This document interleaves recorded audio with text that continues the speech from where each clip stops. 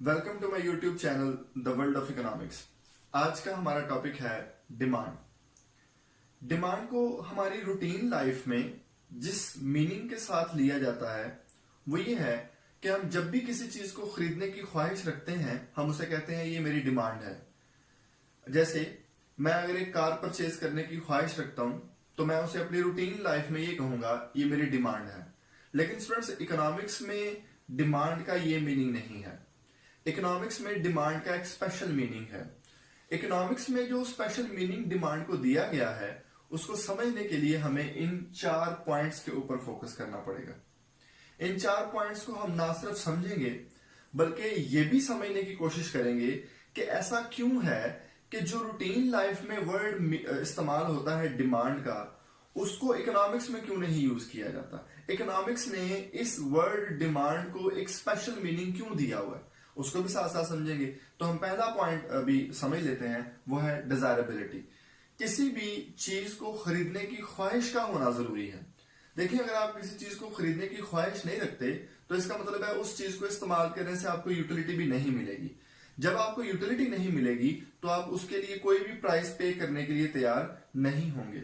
Second point हमारे पास है purchasing power. Purchasing power होना जरूरी है। अगर आप डिमांड के मीनिंग को एक्सप्लेन करना चाहते हैं तो उसके लिए परचेजिंग पावर का होना जरूरी है। परचेजिंग पावर क्या होती है? किसी भी चीज को खरीदने के लिए आपके पास कुव्वत खरीद होना जरूरी है, आपके पास पैसे होना जरूरी है। अगर आप किसी चीज को खरीदने की ख्वाहिश तो रखते हैं, डिजायरेबिलिटी तो रखते हैं, लेकिन अगर आप उसको परचेज करने की ताकत नहीं रखते, सकत नहीं रखते, तो वो डिमांड के मीनिंग को एक्सप्लेन नहीं करेंगे आप। तो परचेजिंग पावर का होना जरूरी क्यों है? ऐसा क्यों जरूरी है कि किसी चीज को डिमांड का मीनिंग देने के लिए परचेजिंग पावर का होना जरूरी है? ऐसा क्यों जरूरी है वो समझ लेते हैं। देखिए, कोई भी फर्म आपकी विश को देखते हुए प्रोडक्ट प्रोड्यूस नहीं करती। फर्म ये नहीं देखती कि कितने लोग हमारी प्रोडक्ट को खरीदने की ख्वाहिश रखते हैं, बल्कि फर्म ये भी देखती है कि कितने लोग इसको खरीद भी सकेंगे। फॉर एग्जाम्पल, अगर आईफोन मोबाइल की आप एग्जाम्पल लें तो आईफोन मोबाइल की कितनी मिकदार प्रोड्यूस करनी चाहिए उस फर्म को, वो फर्म ये सोच के प्रोड्यूस नहीं करती कि कितने लोग हमारा मोबाइल खरीदने की ख्वाहिश रखते हैं। अगर सिर्फ ख्वाहिश को मद्देनजर रखा जाए तो मेरा ख्याल है एप्पल कंपनी को कमोबेश 6 बिलियन पॉपुलेशन में से 3 से 4 बिलियन जो मोबाइल हैं प्रोड्यूस करने पड़ेंगे। लेकिन ऐसा नहीं है। वो ये देखते हैं कितने लोग खरीदने की ख्वाहिश रखते हैं और हमारी प्रोडक्ट को परचेज कर भी लेंगे। तो स्टूडेंट्स, फर्म्स प्रोडक्ट की प्रोडक्शन आपकी विश पे नहीं करती, वो ये भी देखते हैं कि क्या आप इसको खरीद भी सकेंगे या नहीं। तो इसलिए परचेजिंग पावर का होना जरूरी है। थर्ड पॉइंट पे हम आते हैं। थर्ड पॉइंट है हमारे पास प्राइस। डिमांड के कंसेप्ट को प्राइस का कंसेप्ट साथ शामिल किए बगैर एक्सप्लेन किया ही नहीं जा सकता, क्योंकि डिमांड की नौयत डिफरेंट हो जाती है जब प्राइस डिफरेंट हो जाती है। फॉर एग्जाम्पल, अगर आप ये समझते हैं कि एक आईफोन मोबाइल आप 25,000 में परचेज कर सकते हैं, लेकिन अगर आप मार्केट में गए, वहां जाके आपको पता चला कि 35,000 से कम कीमत पे कोई आईफोन मोबाइल अवेलेबल नहीं है, तो क्या आप अभी भी समझते हैं कि आप उसके लिए परचेजिंग पावर रखते हैं? तो प्राइस चेंज हो जाने से जो परचेजिंग पावर का कंसेप्ट है वो अपनी जगह से हट जाता है। तो इसलिए प्राइस का कंसेप्ट साथ शामिल करना बहुत जरूरी है ताकि आपको पता चल सके कि आप उस प्रोडक्ट को खरीदने की परचेजिंग पावर भी रखते हैं या नहीं रखते। फोर्थ पॉइंट हमारे पास जो आ गया है वो है टाइम। टाइम का कंसेप्ट डिमांड के साथ शामिल करना बहुत जरूरी है। डिमांड के कंसेप्ट को टाइम के साथ ही एक्सप्लेन किया जा सकता है। मैं आपको बता दूं कि हम जब किसी प्रोडक्ट की डिमांड देखते हैं तो साथ टाइम को भी शामिल करते हैं। फॉर एग्जांपल, एक फर्म है वो बाईसाइकिल्स बनाती है। बाईसाइकिल्स की डिमांड मार्केट में कितनी है?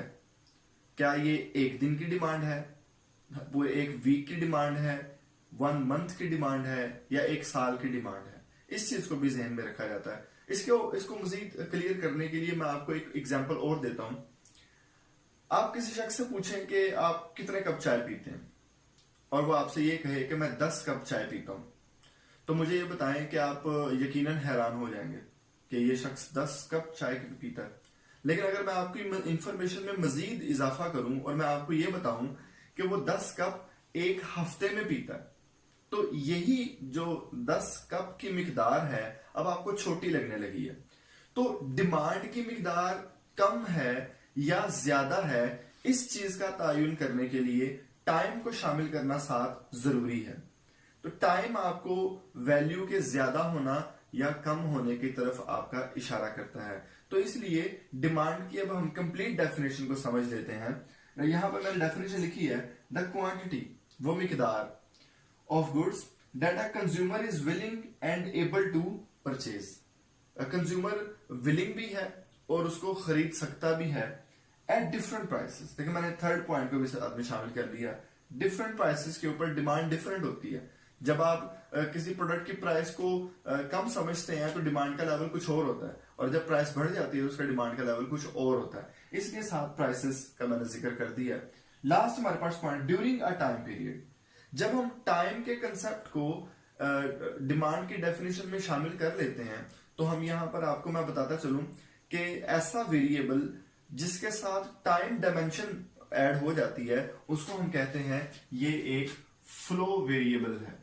उसको कहा जाता है ये एक फ्लो वेरिएबल है। एक कंसेप्ट स्टॉक वेरिएबल भी होता है, उसके बारे में हम किसी और वीडियो में आपको बताएंगे। तो फ्लो वेरिएबल्स इस ऐसे वेरिएबल्स को कहा जाता है जिनके साथ टाइम डायमेंशन जुड़ी होती है। तो डिमांड के जो कंसेप्ट है इसको हम कह सकते हैं कि ये एक फ्लो वेरिएबल है। क्यों? क्योंकि इसके साथ टाइम डायमेंशन जुड़ी है। तो मुझे उम्मीद है आपको डिमांड का कंसेप्ट मुकम्मल समझ आ गया होगा।